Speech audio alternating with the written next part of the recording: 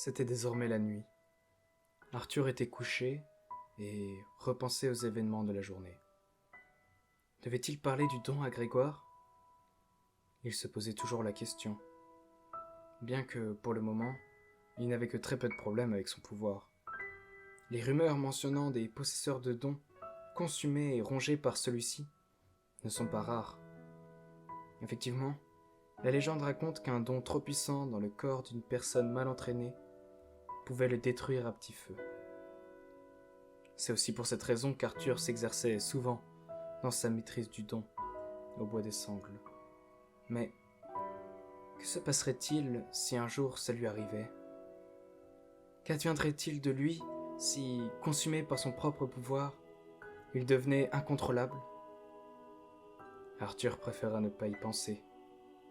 Quand il tenta de se changer les idées, une personne traversa son esprit. Jeanne. Elle était devenue si belle, et il n'en revenait pas. Il repensa avec gêne à ce qu'il lui avait répondu. « Je reviendrai te voir bientôt. » Pfff, on ne pouvait pas faire plus ringard, marmonna Arthur. Mais, en y repensant, le cœur d'Arthur se réchauffait. Qu'est-ce qui lui arrivait ? Est-ce que c'est ça, tomber amoureux ? Se questionna-t-il. Et si c'était le cas, Jeanne ressentait-elle la même chose à son égard ? Arthur secoua vivement la tête de droite à gauche. Il en avait marre de se poser des questions trop compliquées. Il voulait dormir.